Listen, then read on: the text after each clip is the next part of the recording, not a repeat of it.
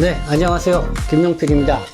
오늘 10월 19일 화요일. 네, 두 번째는요, 이 코로나19 관련 뉴스, 이 한국하고 중국 상황을 좀 보도록 하겠습니다. 먼저 한국 상황인데요. 이건 우리 중국 동포분들이 좀 관심 있게 봐야 될 것 같습니다. 이 코로나19 확진을 그냥 감염된 것을 숨긴 채 남양주에 있는 요양병원에 이렇게 취업 활동을 해서 거기에 상당수 사람들에게 이 간염을 전파를 했다는 그런 소식입니다. 이 중국 국적의 간병인이 코로나19 양성 판정 사실을 숨기고 취업한 요양병원 한 개층에서 환자와 간병인 등 83명 중 환자 1명을 제외한 전원이 확진된 것으로 나타났다, 이렇게 보도가 나왔습니다. 이 경기 남양주시에 있는 진저북 A 요양병원이라고 합니다.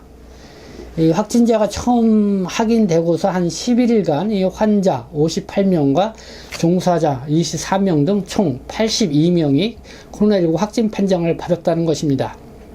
그 가운데 이 기저질환이 있거나 항암 치료 중이던 고령 확진자 4명은 숨졌다, 이렇게 보도가 나왔습니다. 네, 좀 씁쓸한 보도인데요. 어쨌든 이 간병인으로 활동하시는 분들, 특히 코로나19 간염 여부, 확진 여부를 더 이렇게 좀 확실하게 좀 체크를 해 보시고 이렇게 활동을 해야 되지 않나 하는 생각이 듭니다. 네. 그리고 최근에 이 중국의 항공운행 취소가 잇따라 됐다는 그런 소식이 들려오고 있습니다. 지금 여행사를 운영하시는 분들로부터 듣게 된 이야기인데요. 중국 연길, 또 산도, 음성, 이 청도라든가 이런 곳으로 가는 항공기 운행이 잇따라 취소되었다는 것입니다.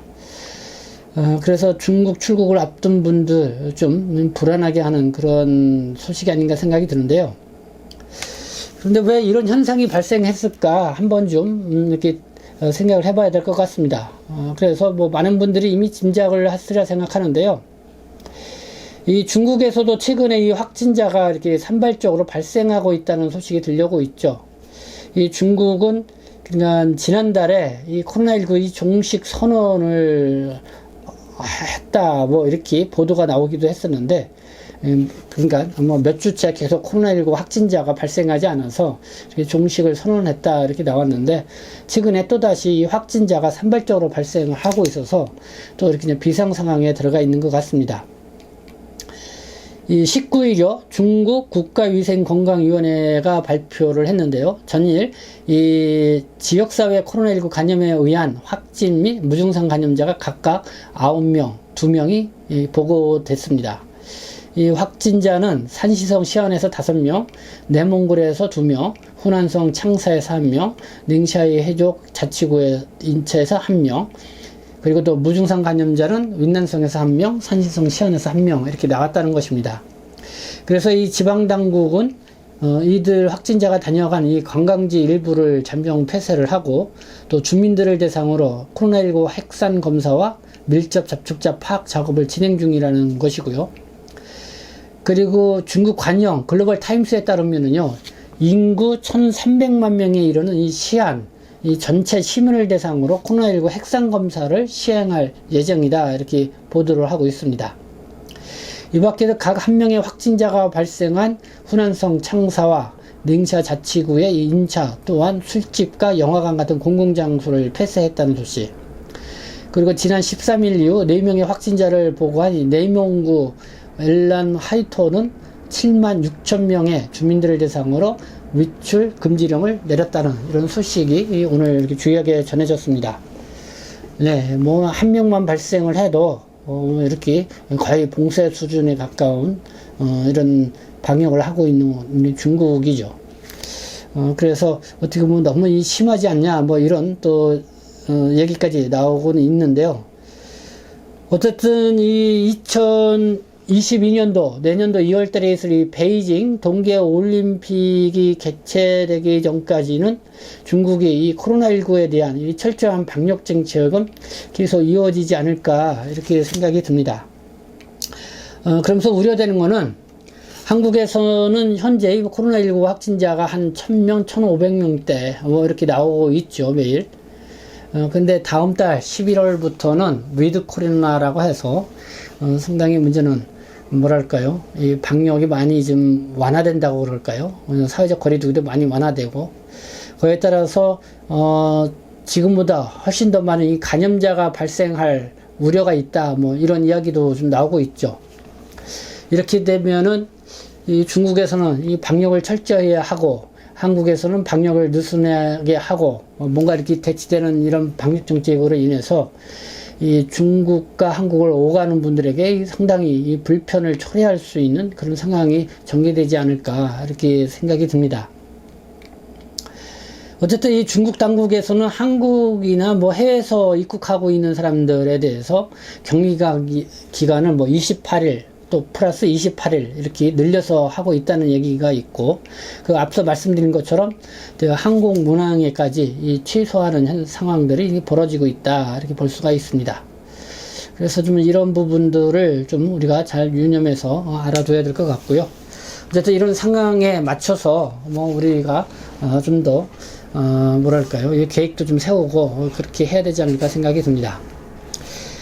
네, 그래 끝으로 좀 말씀드리고자 하는 것은 백신 접종을 완료한 이 불법 체류자, 외국인 자진 출국 인센티브, 그러니까 백신 접종을 완료를 한 불법 체류 외국인들이 12월 30일, 올해 12월 31일까지 자진 출국을 하게 되면은 범칙금 면제와 입국 규제 면제를 실시를 한다. 이미 법무부가 발표를 했죠.